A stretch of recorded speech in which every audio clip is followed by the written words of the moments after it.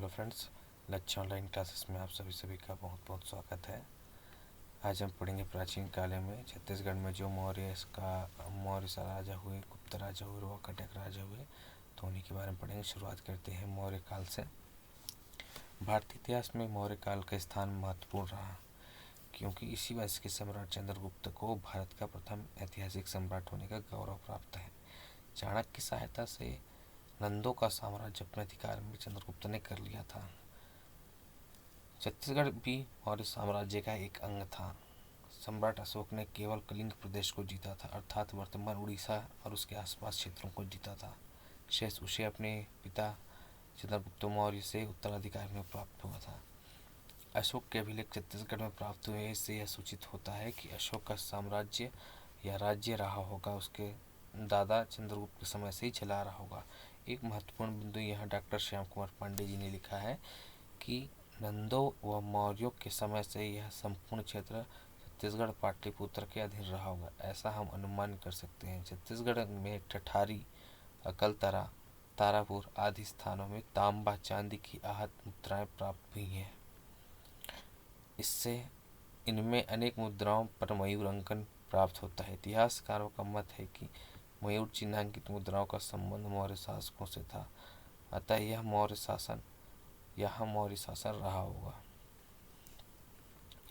तो ये पॉइंट हो गया पूरा मेंस के लिए। दोस्तों देखते इस पूरी पैरा से हम किस तरीके से प्री के लिए पॉइंट्स निकाल सकते हैं। तो पहला है कहाँ कहाँ जो है मुद्राएं प्राप्त हुई हैं, तो ठठारी, अकलतरा, तारापुर। और किस तरह की चांदी की मुद्राएं प्राप्त हुई हैं, कौन सी धातु की है, तो वह तांबा धातु, चांदी धातु, सोना नहीं है ना यहाँ। और इन धातु मुद्राओं पर कौन सा चिन्ह अंकित है, मयूर का। तो इससे ये जो है प्री के लिए इम्पोर्टेंट है। अगला जो यहाँ पे लिखा हुआ है पॉइंट, वो है एसी राय चौधरी के अनुसार वो क्या कहते हैं। तो मौर्य सम्राट चंद्रगुप्त ने एक विशाल सेना द्वारा मगध की साम्राज्यवादी नीति को आगे बढ़ाया तथा वह तिनवेली जिले की पोडियल पहाड़ी तक पहुंच गया। छत्तीसगढ़ भी इसी के मध्य था, अतः मौर्य साम्राज्य का अंग था। तो ये दो जो लेखक विद्वान हैं, वो अपने बातों के द्वारा सिद्ध करते हैं कि छत्तीसगढ़ मौर्य साम्राज्य का एक अंग था। पहला है डॉक्टर श्याम कुमार पांडे जी और दूसरा है एसी राय चौधरी जी। 273 ईसा पूर्व में सम्राट अशोक का शासन प्रारंभ होता है और वह 236 ईसा पूर्व तक रहा है, ऐसा मानते हैं। तो यह भी पूछ सकता है दोस्तों प्री में, कब से कब तक अशोक का शासन रहा था। अशोक भारतीय इतिहास का एक जगमगाता नक्षत्र था। उसे कलिंग विजय किया और जिससे बड़े पैमाने पर नरसंहार हुआ, जिससे उसका हृदय प्रवर्तित हो गया। अब गोकुल प्रसाद जी क्या कहते हैं, ये देखते हैं।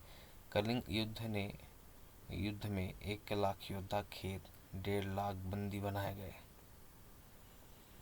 इसमें सबसे अधिक संख्या युद्ध में परिणाम स्वरूप अकाल, रोग, अन्य विपत्ति से पंचतत्व को प्राप्त हुए। इस युद्ध में रायपुर जिले की प्रजा कितनी कटी, कितनी मिट गई, इसका अनुमान करना संभव है, परंतु इतना तो अवश्य कहा जा सकता है कि यह संख्या अधिक नहीं तो हजारों में अवश्य रही होगी। कलिंग की स्थिति बताते हुए राय बहादुर हीरा ने लिखा है, कलिंग देश महानदी और गोदावरी के बीच बंगाल खाड़ी के नीचे किनारे का प्रदेश था, जिसमें कुछ भाग छत्तीसगढ़ कहा जाता है। इससे यह सिद्ध होता है कि अशोक ने मध्य प्रदेश के पूर्वी भाग छत्तीसगढ़ को स्वयं जीता था। तो यह सिद्ध होता है कि अशोक ने मध्य प्रदेश के पूर्वी भाग को, छत्तीसगढ़ को स्वयं जीता था। कलिंग युद्ध में छत्तीसगढ़ के लोग किसके पक्ष में लड़े, इस पर मतभेद है। तो ये इम्पोर्टेंट पॉइंट है दोस्तों कि इसमें बना के पूछ सकता है कि कलिंग युद्ध में छत्तीसगढ़ के लोग किसके पक्ष से लड़े, ऐसा बना के पूछ सकता है या किसी राजा का नाम दे सकता है। डॉक्टर श्याम कुमार पांडे का मत है कि निश्चित ही कलिंग कलिंग से लगा कौशल अशोक से किसी प्रकार की बुराई लेने की स्थिति में नहीं था, वरन उससे अशोक के प्रति और अधिक मित्रता प्रदर्शित की। डॉक्टर रामकुमार बिहार का मत इससे भिन्न है।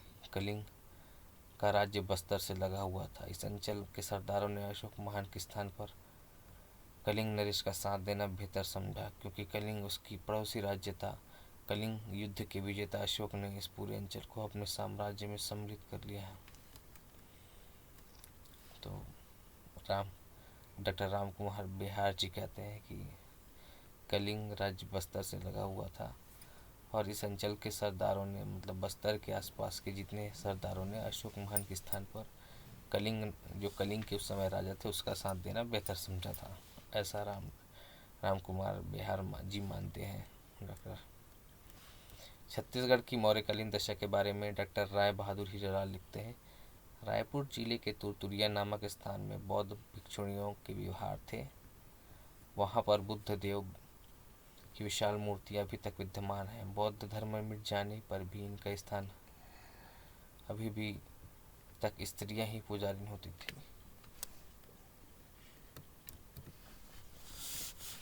यहाँ एक पॉइंट है दोस्तों, देखते हैं क्या है।